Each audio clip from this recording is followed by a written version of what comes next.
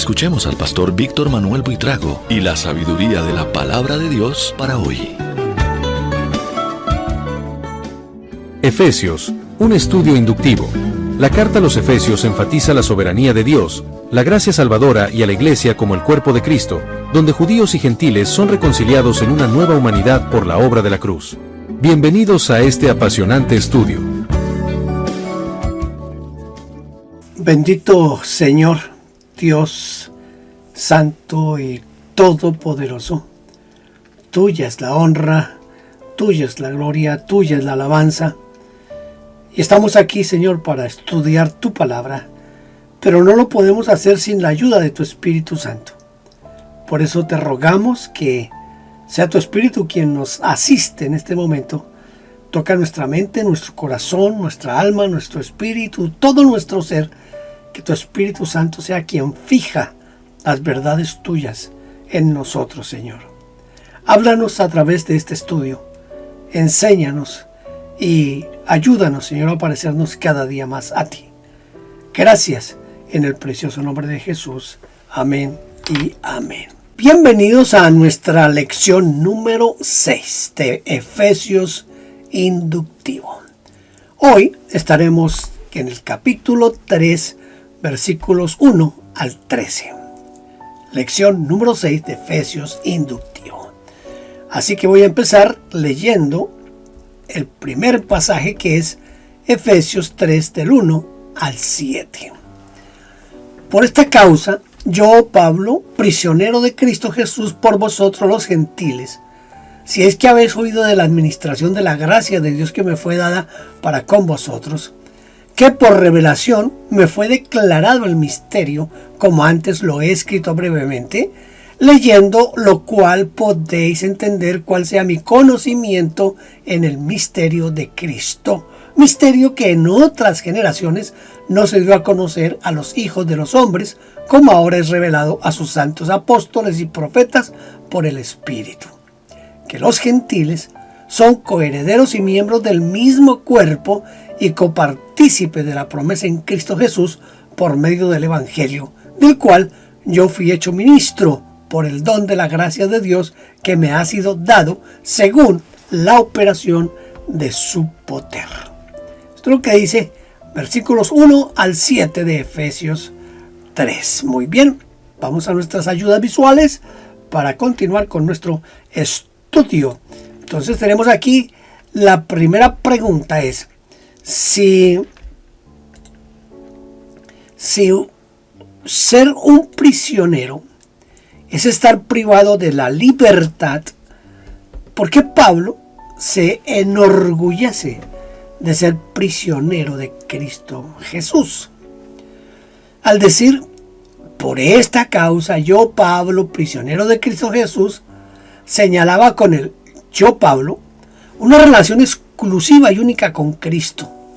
¿Por qué? Porque no todos los apóstoles o cristianos en general podían afirmar lo mismo. Es decir, no podían afirmar que eran prisioneros o que no tenían libertad, porque a la libertad fuimos llamados.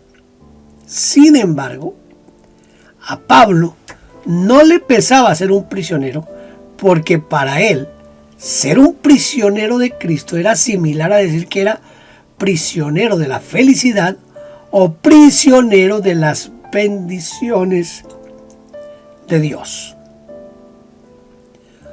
Porque ¿acaso puede existir mayor gozo o mayor honor que ser un preso de Cristo? ¿Podría haber escrito sus epístolas si no fuera preso de Cristo?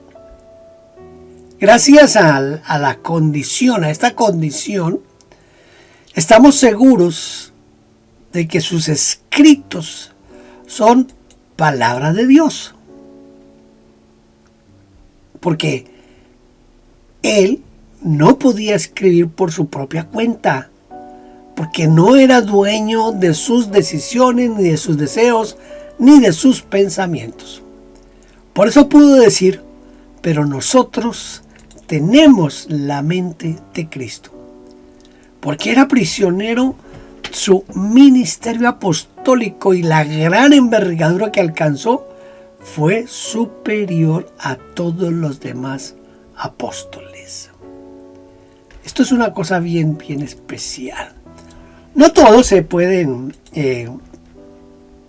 como dijéramos, como gloriar, como sentirse bien por estar como prisioneros de Cristo.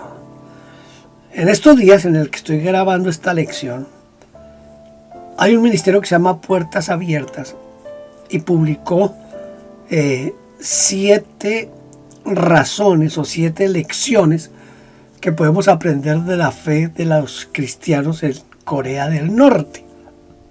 Y es asombroso cómo en un país donde los cristianos son tan perseguidos, donde hay mucha posibilidad de morir por creer en Cristo Jesús, sin embargo ellos se sienten gozosos, sienten alegría, no se quejan, no piensan en que, porque me puse yo a creer en Cristo, miren las que estoy. No, lo ven como algo que vale la pena por el testimonio de Cristo Jesús. Es una lección grande para nosotros lo que pasa en Corea del Norte. Aparte de otros dones, ¿qué don sobrenatural nos dice Pablo que él recibió? Él recibió el don de la administración de la gracia de Dios. Nada menos. Como dice el texto en la versión de Taizé, si es que habéis oído hablar de la economía de la gracia de Dios. Él era, como dice en el griego, oikonomos, es decir, un administrador o mayordomo de la gracia de Dios. Y en este campo se esforzó en ser fiel, enseñando todo el consejo de Dios, o dosificando la enseñanza de acuerdo a lo que podrían recibir. No siempre estamos listos para recibir toda la revelación. Administrar es saber distribuir equitativamente, es saber cuándo dar y cuándo retener, cuándo invertir y cuándo ahorrar, cuándo hablar, es decir, cuándo hablar, cuándo hablar y cuándo callar.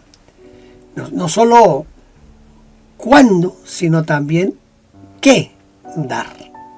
O sea, cuando vamos a dar, no solo saber el cuándo, sino también el cuánto. Es decir, también debemos de saber en qué momento dar y en qué momento no dar, ¿verdad? Eso es bien importante. El tiempo y el contenido son esenciales para una buena administración. ¿Qué significa misterio en este caso? Misterio significa, según el diccionario de la Real Academia Española de la Lengua, cosa arcana o muy escondida que no se puede comprender o explicar. En la religión cristiana, cosa inaccesible a la razón y que debe ser objeto de fe. Esto es lo que dice el diccionario de la Real Academia Española de la Lengua. ¿Cuál es el misterio que Dios le reveló a Pablo? Los demás apóstoles y profetas por medio del Espíritu Santo. Es decir, están incluidos todos. Pablo, los otros apóstoles, los profetas, y todo les fue revelado por el poder del Espíritu Santo. Los apóstoles y los profetas recibieron la revelación del misterio que los gentiles son coherederos.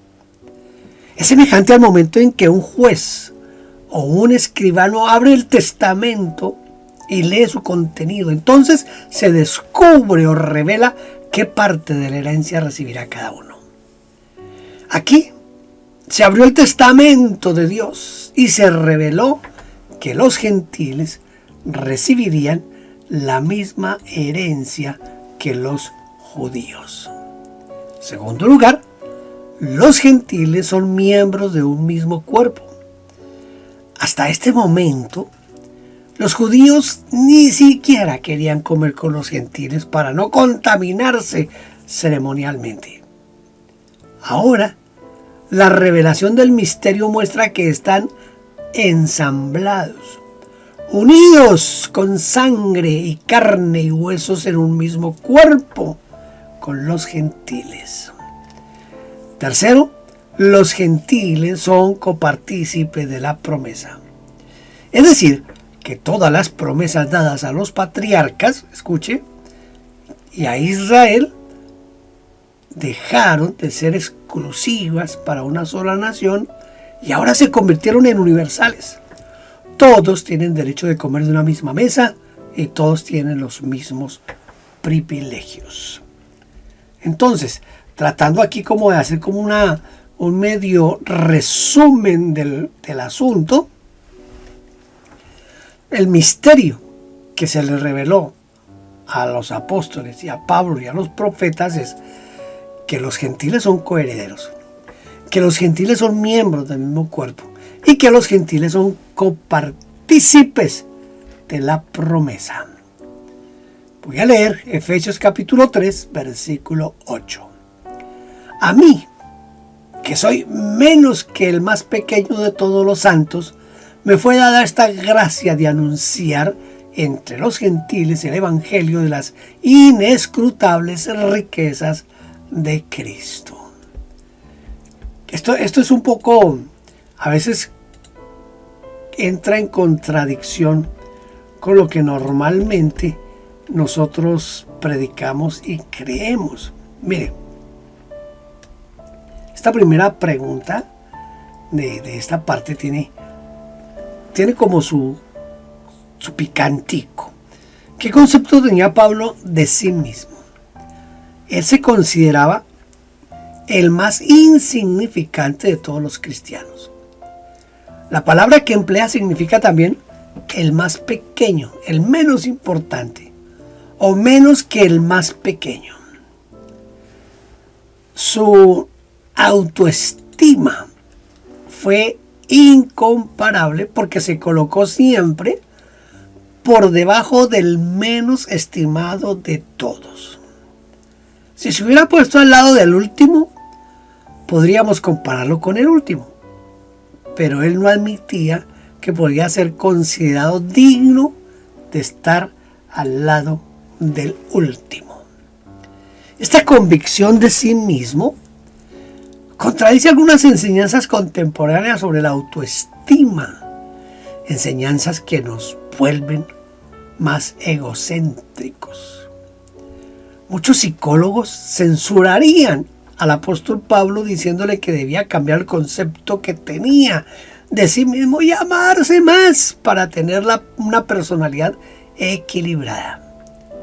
Sin embargo, por lo que vemos en las Escrituras, parece que el que menos se cree, más lo utiliza Dios.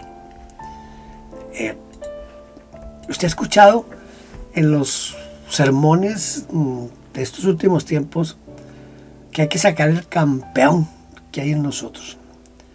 Algunos dicen que somos hijos del rey, entonces somos príncipes. Somos cualquier cosa, somos príncipes. Hubo un predicador que dijo que éramos Jehová Junior. El apóstol Pablo parece que no, como que no se sintonizaba con esta forma de pensar del Jehová Junior, del campeón que hay en nosotros. Siempre se puso como el más bajo de todos. Él se consideraba el inferior, era menos que el último. ¿Qué significa inescrutable? Bueno, inescrutable significa que no puede saberse ni averiguarse. También se traduce por inimaginable, insondable. ¿Qué cosas son inescrutables? Las riquezas de Cristo son inescrrutables. O mejor dicho, el evangelio de las inescrutables riquezas de Cristo, de acuerdo al texto. Es lo que precisamente es lo que predicaba el apóstol Pablo. A medida que descubría más y más riquezas en Cristo, más y más se daba cuenta de cuánto le faltaba. Su evangelio No era un evangelio simplista, no. No era un evangelio pobre o limitado, sino una riqueza inimaginable. Muchas veces hemos leído y oído de algunos que supuestamente tienen riquezas incalculables, pero que al final fueron calculadas. Pero eso nunca ocurrirá con Cristo Jesús. No, es incalculable la riqueza de Cristo en ese sentido. Porque sus riquezas en verdad no se pueden medir, ni estimar, ni calcular. El término que emplea aquí para referirse a esta riqueza de Cristo es plutos y significa no solo riqueza, sino también fortuna, abundancia, bendición y prosperidad. Y prosperidad. La prosperidad. Esas riquezas que son de las que no queremos ni oír ni hablar. Efesios 3, versículos 9 y 10. Y de aclarar a todos cuál sea la dispensación del misterio escondido desde los siglos en Dios, que creó todas las cosas.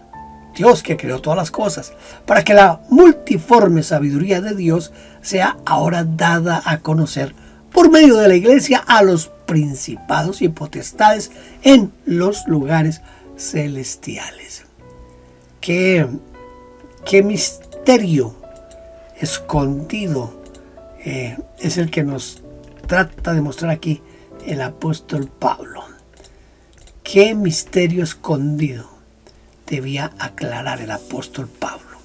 Mire, el plan de Dios estaba escondido desde la creación del mundo, desde el comienzo de la creación. Muchos quisieron descubrir el porqué de muchas cosas. Quisieron espiar el proyecto de Dios, pero les fue vedado. ¿Se entiende? Se les escondió. Dios tenía bien guardado su gran plan para impedir que sea frustrado por sus enemigos o para revelarlo al más pequeño de todos los santos.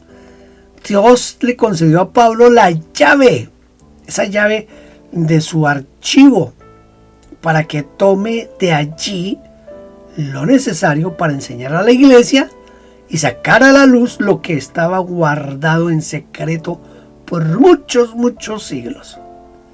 Dice, y de esclarecer a todos en qué forma se va realizando el proyecto secreto escondido desde el principio en Dios, quien creó todas las cosas. Esto es lo que dice la versión latinoamericana. Lo dice de esa manera. Se lo vuelvo a leer en la versión latinoamericana. Y de esclarecer a todos en qué forma se va realizando el proyecto secreto escondido desde el principio en Dios, quien creó todas las cosas. ¿A quiénes la iglesia da a conocer la multiforme sabiduría de Dios? A los principados, a las potestades. Sea ahora dada a conocer por medio de la iglesia a los principados y potestades en los lugares celestiales. En otras palabras, la instrucción o enseñanza es dada por la iglesia en este tiempo a estos poderes, llamados también principados y potestades, contra los cuales tenemos una batalla permanente, porque no tenemos lucha contra sangre y carne, sino contra principados, contra potestades. Los poderes de las tinieblas nunca habían imaginado que Cristo estaría en cada creyente. Y que esa presencia, escuche, esa presencia de Cristo en cada creyente haría de la iglesia una iglesia invencible.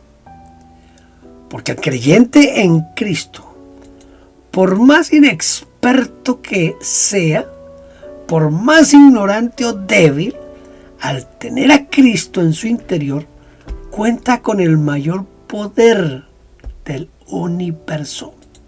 Nada más ni nada menos que el poder de Dios. Cristo, la revelación de Dios. Cristo, Dios hecho hombre, habita en nosotros y por eso tenemos ese poder. Versículos 11 al 13. Conforme al propósito eterno que hizo en Cristo Jesús nuestro Señor, en quien tenemos seguridad y acceso con confianza por medio de la fe en Él, por lo cual pido que no desmayéis a causa de mis tribulaciones por vosotros, las cuales son vuestra gloria.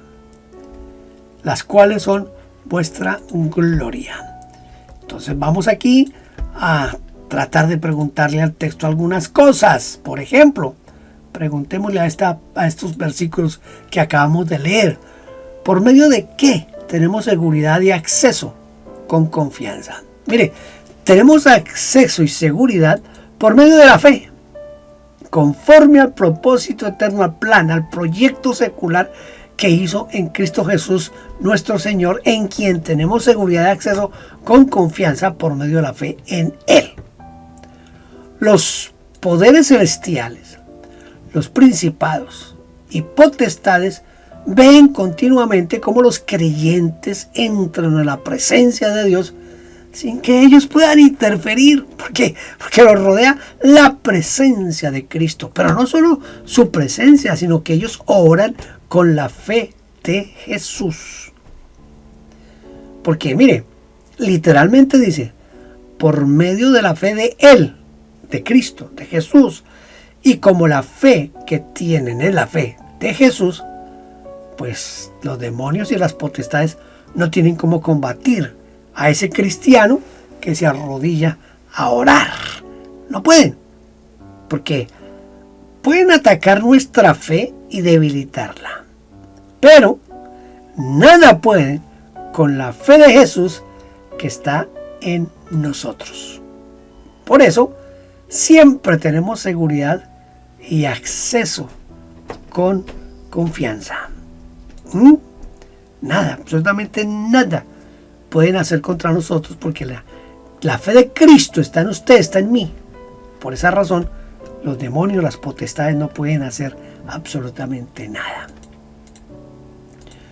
¿Cómo explicamos que los sufrimientos de Pablo, cómo explicamos que los sufrimientos de Pablo sean la gloria de la iglesia? Estos son de esos pasajes que uno tiene que mirarlos una y otra vez, y algunos de estos pasajes a mí personalmente me hacen sentir vergüenza. ¿Por qué? Porque yo veo que otros sufren por la causa del Señor y aceptan ese sufrimiento para la gloria de Dios. Mis tribulaciones por vosotros, las cuales son vuestra gloria. En algunos manuscritos muy tardíos aparece la variante, las cuales son nuestra gloria. Las cuales son nuestra gloria. La razón es porque a los copistas les pareció lógico cambiar vuestra por nuestra, pensando que las tribulaciones eran motivo de orgullo o de gloria para los apóstoles. Pero los textos más antiguos dicen vuestra gloria. Vuestra gloria. Y debemos entender que si bien eran también la gloria para los que sufrían la tribulación, también era la gloria de la iglesia. Porque si uno sufre por una causa, honra la causa. Por ejemplo, si un patriota muere por su país, su muerte es considerada como un gran honor, porque su sacrificio ha honrado a su país. Por eso Pablo los exhorta para que no se desalienten al ver las aflicciones, las angustias, las situaciones difíciles y los sufrimientos que venían y veían en él, sino que al contrario, debían sentirse orgullosos de contar con un siervo de Cristo como era Pablo. Debían sentirse orgullosos de tener en las filas del Señor Jesús, un siervo que estaba dispuesto no solo a sufrir, sino a morir por el Señor, tal como él mismo lo manifestó en la casa de Felipe al pasar por Cesarea, porque yo estoy dispuesto no solo a ser tratado, o a ser atado, o a ser maltratado, dice Pablo, porque yo estoy dispuesto no solo a ser atado, más aún a morir en Jerusalén por el nombre del Señor Jesús. Estaba dispuesto a morir por el nombre del Señor Jesucristo. Muy bien, llegamos al momento de memorizar la Escritura. Vamos a tratar de memorizar Efesios 3:8, que dice: a mí, que soy menos que el más pequeño de todos los santos, me fue dada esta gracia de anunciar entre los gentiles el evangelio de las inescrutables riquezas de Cristo. Acuérdense lo que le estaba diciendo hace un momento. Estaba diciendo hace un momento que los predicadores de hoy animamos a la gente a sacar el campeón, a que sean propositivos, que piensen positivo, que siempre hablen de éxito, que siempre se sientan los mejores. Y también vimos el contraste de que Pablo no se consideraba, él se consideraba menos que el menor. Es decir, hay una fila, vamos a decir que hay una fila de 25. Pablo ni siquiera era el número 25. Pablo estaba después del 25. El 25 era el último, pero Pablo estaba después del último. En otras palabras, para los psicólogos modernos, para los empoderadores modernos, Pablo estaba pero muy mal en su autoestima.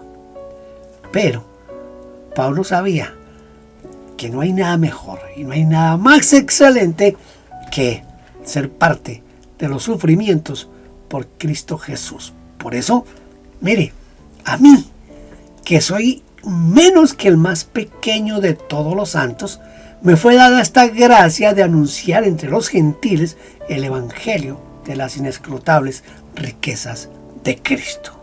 Efesios 3:8. Me parece un tremendo texto bíblico para que lo memoricemos, pero para que lo apliquemos a nuestra vida. ¿Somos los mejores?